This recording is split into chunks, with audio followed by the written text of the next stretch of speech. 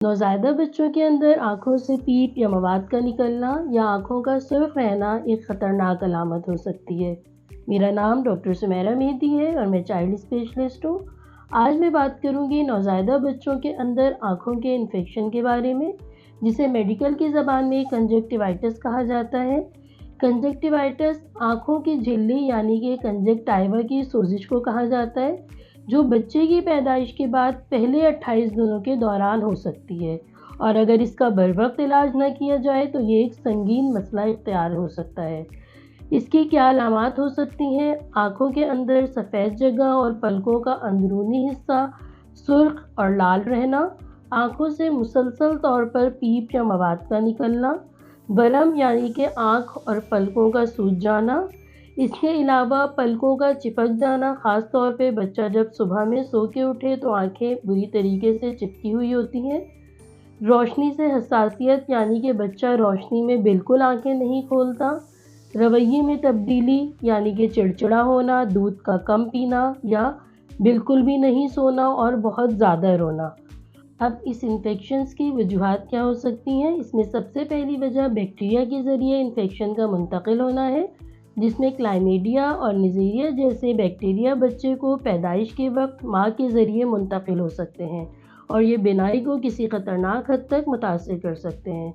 दूसरी वजह वायरस के ज़रिए इन्फेक्शन का मुंतकिल होना है, जिसमें हर्पेस सिम्प्लेक्स जैसा वायरस बच्चे को माँ से मुंतकिल होता है और ये बिनाई के साथ साथ दिमाग तक बुरा असर डाल सकता है। इसके अलावा पैदाइश के फ़ौरन बाद कुछ आँख के कतरे बच्चे को डाले जाते हैं, जिससे आर्जी तौर पर आँखों की सोजिश पैदा हो सकती है, मगर ये इतनी ख़तरनाक नहीं होती और चंद दिनों के अंदर खुद ही ख़त्म हो जाती है।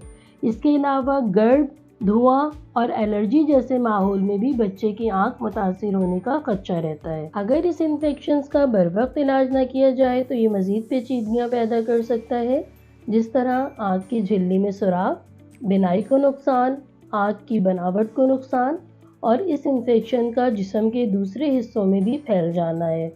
इसीलिए फ़ौरी तौर पर डॉक्टर से रुजू करें। डॉक्टर बच्चे की आँख का मुआयना करता है, आँख से निकलने वाले मवाद का टेस्ट किया जाता है ताकि ये पता चल सके कि इन्फेक्शन बैक्टीरियल नौइयत का है या वायरल।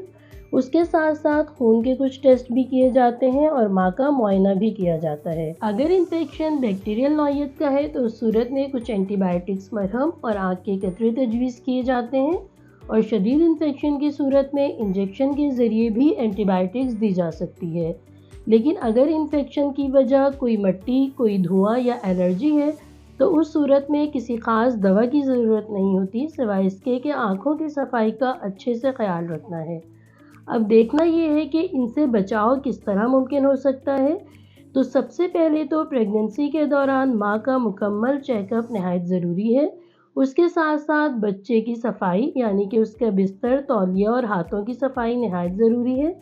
और किसी भी किस्म का इन्फेक्शन अगर माँ को है तो फौरी तौर पर डॉक्टर को इत्तला करें ताकि डॉक्टर बरवक्त उसका इलाज कर सके और बच्चे को आने वाली पेचीदगियों से बचाया जा सके।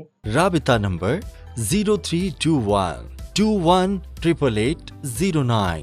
Address Memar tower, ASP 7, sector X2, गुलशने Memar, main Qaid avenue road, Karachi.